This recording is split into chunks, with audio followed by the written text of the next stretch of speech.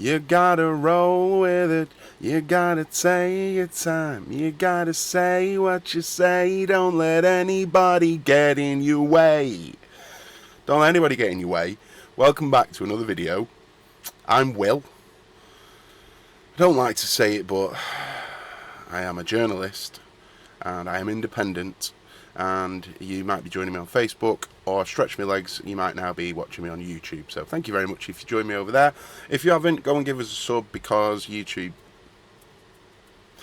Anyway, Oasis. Why do we start with Oasis? I remember one of my earliest memories is going to my cousin's house in Manchester, and my cousin was part of like the band scene in the 90s, and he was just out of school.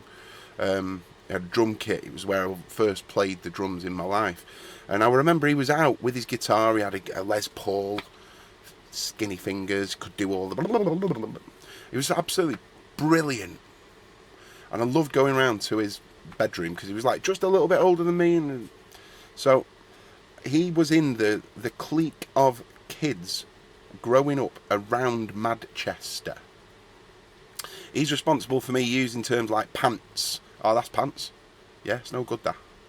It's rubbish. And also learning the Oasis songs before they were even popular. I went in and he was playing me Slide Away, and I was like, that's awesome, what a good sound that is. And he was like, oh yeah, it's the... And he pointed at the poster on the wall, definitely, maybe, yeah, we all know it's all this. Clint Boom, so people from Manchester know who he is. It was around that the bands that were trying to make it through there. And it was that whole vibe in that summer, the indie summer, the 90s, that captivated me as a kid. You know, it was fighting back against the music industry. It was indie rock, indie, independent. And then at the same time, there was a similar sort of underground movement coming out of America that was like the rap scene. It had its steer, and it had just broken away from what was steering it. So why are we whittering on about that? Let's give you a little bit more backstory here. Back in 2015, I was heavily involved in running a nightclub, and I had found that people were staying in rather than coming out to the streets, where I was in the streets promoting to them. There was nobody to promote to. I famously remember doing a gig on a Thursday night, and it was Pretty Green Eyes. It was, what's he called? Anyway, Ultrabeat.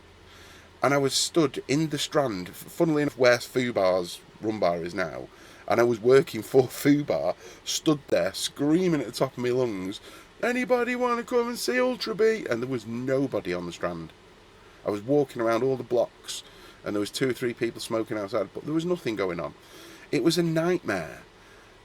People were spending their time at home watching Sky TV, and they were consuming media at home. It was like the peak of the Big Brother frenzy, and everyone was into reality TV. They were loving it, but there was nobody out in the streets like I remembered it, even 6 months before that.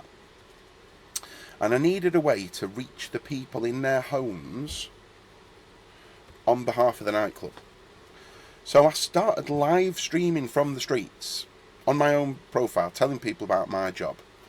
I was out there anyway, and then I started doing bits where I was going into the club and I was streaming from in the club, and I was just saying to people, you know, something's putting you off coming out. I want to show you this is what you're missing out on. And boom, it was busy inside, but you had to trust me and come down a dark alleyway and go through this entrance, and you're in this thing that's shipping container. Oh, what a blag. Like roping people in, and then once they get there, they're like, oh yeah, it's a proper nightclub, but you're being led down a back alley. So I was working then, and I was live streaming from my club, and then I was live streaming from other venues on the street as well, and people were getting interested to see what I was doing. And at the time I saw that there was a possibility of censorship, because I was having problems with copyright, and Facebook would just go, oh no, we can't do that, can't go near any music. And indeed, the possibility of traditional media and news outlets then becoming sort of weaponised. Just like I grew up in the 90s indies music movement, I thought news surely would go through the same indie movement at some point in the future. So I staked my idea in the ground with the BPL Bible initially, but as I crept more into news, Blackpool News was also born. So why is this massive 4 story important today? What are we talking about? It's for the... I told you so. Isn't it? I'm right, aren't I? Infowars is now an actual thing. Back then it was just a buzzword, but now information wars is an actual thing.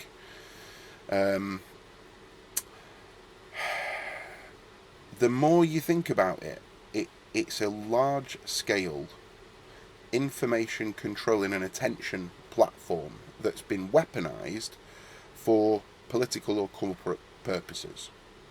There's a big user of that term, Infowars, so you have to be careful when you're mentioning it because there's a certain negativity around it. It itself has been turned into a calamity by satire. The Onion, I believe, were trying to buy it or had taken control of it, that term. But effectively it works. The information given to you has been weaponized. That's warfare. So ITV, independent television, it is no more. It was bought out by Comcast just this last week. American company in control of British independent television. In a similar way, our old local radio station, Radio Wave, Blackpool's Tower of Power, the Wave, it eventually got sold off, swallowed up, and it's now just a memory of the good times and those who can remember the taste of the fizzy promotional pop. It was Vimto, wasn't it? Somebody tell me it was Vimto. I'm not forgetting that out the side of Radio Wave popped Coastal Radio. Well done, everybody, indeed. Well done, Paula. Because, it strengthens my argument that there is a need for independent local news and media businesses. So why today are we nattering on about this? Us indies are under threat from Big Brother. Big Brother, yes. Literally, George Orwell could not have pitched it to us better. Every time you load up your YouTube or you scroll your Facebook, your homepage is generated by an algorithm. An algorithm designed to present a selection of videos or content it thinks you want to watch to keep you on that platform. It's purely an attention trap now. The algorithm's an attention trap. The dopamine slot machine. This system broadly works well to ensure you see what interests you enough to keep you there. Us independents are happy. The platforms are happy, the advertisers are happy, and you're happy. And it works at the moment. It kind of works.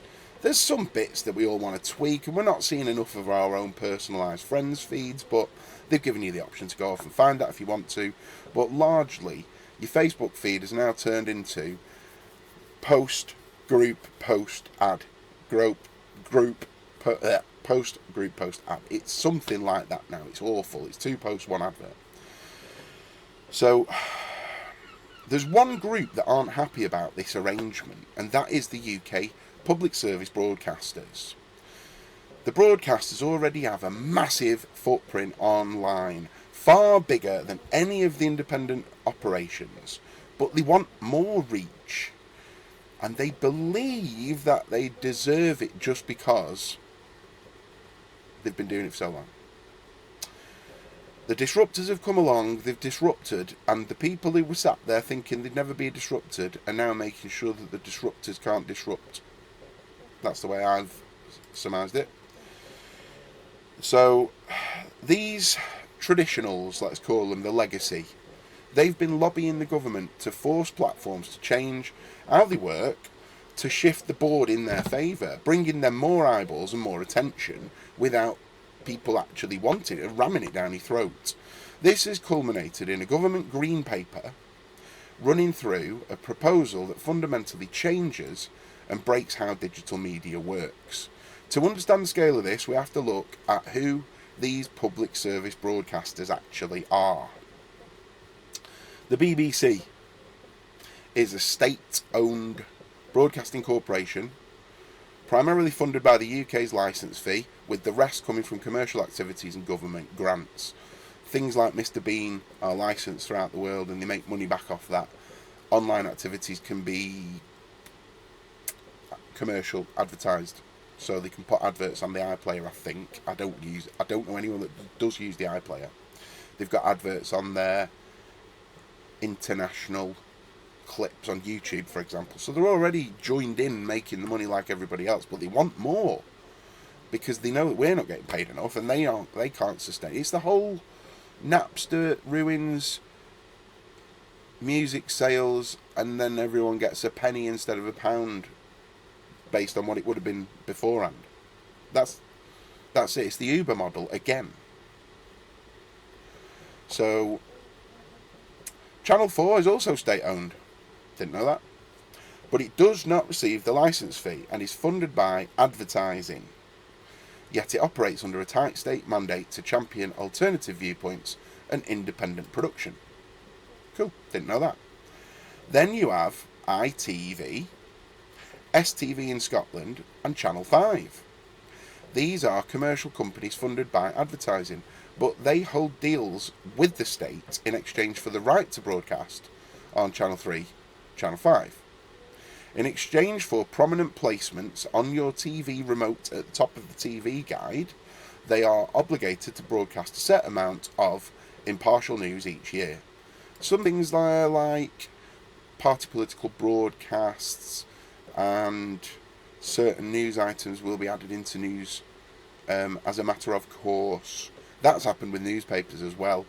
I was 2 weeks too late in forming my first company to qualify for any of that. No one wanted to help. Anyway.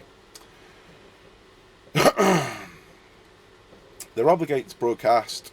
They get money for furthering state-sponsored messages like NHS messaging and things like that, vaccine rollouts, blah, blah, blah. And they have to produce a large proportion of their shows in the UK rather than importing. For example, I'm a Celebrity. Technically, it's produced in Australia. So, yeah, they should do it in Cumbria. They should do it on the UK's most troubled housing estate. No, they shouldn't. We shouldn't. Finally, S4C is the Welsh language broadcaster receiving a small proportion of the licence fee. Regardless of funding, each one has done a deal with the government to get priority placement when you turn on a TV in exchange for providing the public some form of good. The issue is that fewer people are consuming linear TV than ever before. Instead of regular TV, people head to streaming services and crucially to platforms like this, YouTube and Facebook, Instagram to a certain degree, and also TikTok. I hate it. I can't even open the app. I hate it. Shouts at me every time I open it. Ah! Go away. So YouTube's like equal to the BBC in terms of viewership as the top ranking video content platform by watch time in the UK. When you open an app, you see a feed based on what you like, meaning these traditional broadcasters no longer get the automatic priority that they grew used to and were sort of resting on the laurels like nobody will ever be able to knock us off our perch. Knocked you off, pal. So this green paper introduces the issue of prominence because the broadcasters feel they are no longer getting a great deal. With TV guide placements becoming irrelevant, they want extra prominence on online video platforms as well. The Green Paper proposes a new regulatory structure where platforms are forced to give special prominence to videos produced by public service broadcasters. It suggests voluntary agreements but explicitly warns that if these do not go far enough, the government could introduce formal legislation, potentially expanding the scope to national and local corporate newspapers as well. The government claims they do not see this as a zero-sum game. I do. People just block it. But that can't be true. If a homepage is filled with corporate content, it definitionally cannot feature as much independent content. If it's got a mandate, it can't squeeze me in. So the problem for us is that our independent videos will not appear in this promotional push. I will have to pay for ads to reach through to get anywhere near what I am getting now, I reckon. Once you've watched a corporate video on a topic, you're far less likely to hunt down hours, even if you prefer the style that I deliver stuff in. And I know a lot of people do, because I'm very matter of fact and boring. I try and not be boring, but I've got rinsed of the news. It's washed over me so much, and when somebody tells me something really bad has happened, I now go, yeah. Like I was, yeah, well, of course something terrible's happened. That's where we live now, isn't it? So these plans might make the old broadcasters happy, but it crushes independent creators, which matters considering digital video creators contribute more than £2.2 billion to the UK economy each year. I don't get paid on YouTube videos. It would be really, really nice if we could get over to the point where I've got enough watched time and subscribers. But there are people I know that are making thousands of pounds a month, and they're independent, and they pay tax on it like you would do if you were an independent plumber, etc. So I don't see why this is any different, other than, well, we don't trust these people because they're not nice to us. They haven't said they're going to be nice. So even the all-party parliamentary group for digital creators recognises this, stating bluntly that if we are serious about growth, we need to support digital creators and help their businesses thrive, rather than hamper them by any lack of recognition. There are loads of digital creators that have popped up out of nowhere that are inspiring a new generation of people to start businesses, food businesses. Spudman, Spud Brothers. How many Spud shops have popped up because of that social media wave? I grew up with potatoes. Baked potatoes were everywhere when I grew up, and then they petered out. And now, the Spud Brothers has done it. The traditional Spud tram's been in Preston since I was a kid. It's the same family doing it. So, it would be like saying, oh, well, the government's going to come up with a baked potato company, and you can only choose our baked potatoes from Spud Brothers. So you're going to go to the Spud Brothers tram, but you can only have a government Spud. Alright? No, not alright. If you really wanted to watch BBC or the ITV, like my mum and dad do, I love you, BBC, then you would already be there. You'd be on the iPlayer, you'd have given them all your detail, you'd be paying your licence fee. I don't have an aerial, I don't receive, I don't watch live anything, me. The football is on tonight, innit? I will watch it on my Facebook feed.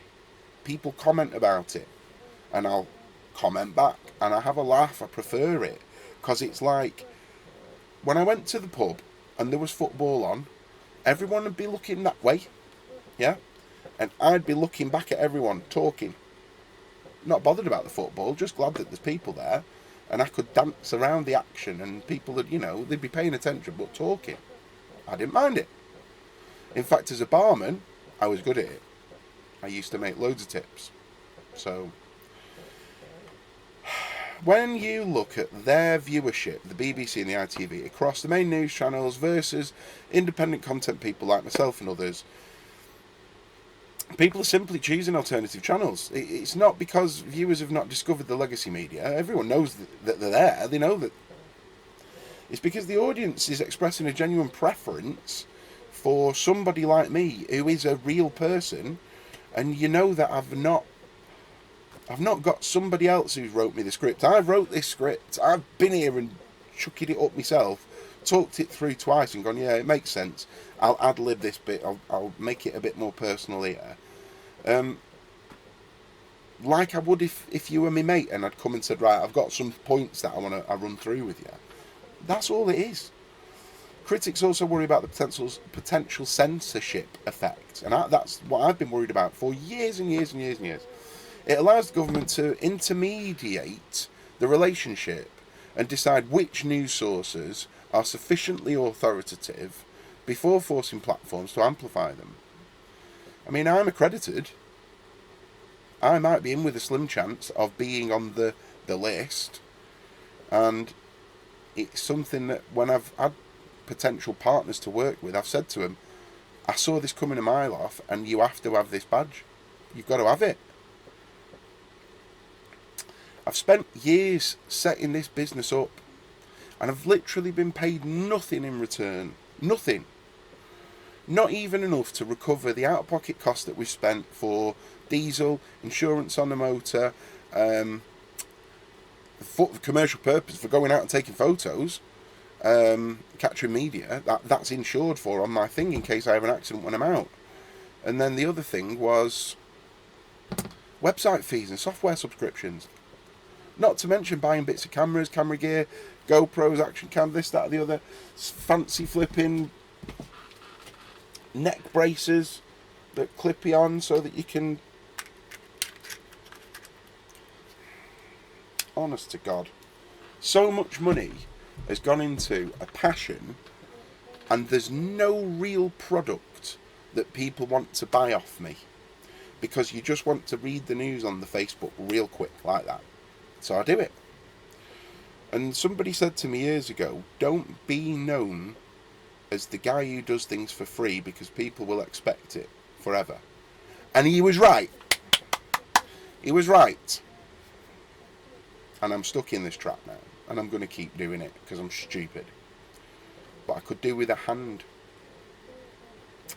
The platforms, if they're forced to cut down our reach, viewership, and opportunities to connect, it directly impacts my chance at survival here. The government is running a public consultation right now that closes at the end of August. You'll be able to find the link in the description. I'll put it down there somewhere or in the comments. Bypassing the gatekeepers is crucial, so inbox us any breaking news and support this Blackpool News, Blackpool Life, Blackpool Breaking Bulletin by just commenting, liking, or if you want to subscribe monetarily, there are options to do that as well. Just keep independent journalism alive. There are so many stories I wish I could have covered had the resources been available to me, but I have to chop jobs off all the time because it's just me. There's a couple of helpers, but largely it's just me. If you want to help, reach out, say something. Let me know what you think about the future of the news if Big Brother indeed is going to ram the BBC down your face like George Orwell told us. Watch 1984, because Orwell worked for the BBC in India. It was a prediction of what he saw coming. Indeed, reusing words, changing the narrative of words, it's all in there for you. Scapegoating people, the Goldsteins of the world. Goldstein. Conspirators of Goldstein. I mean, that one just rings in my head like, oh, that's really familiar, that name. Sounds like something else. What does the future hold for independent news? You tell me. If you want it, support it. If you don't, probably see you in a few months next time you catch one of my videos. Thank you very much for watching. Have a wonderful day. Keep out of the heat. And I'll catch you on my next video. Ta-ra!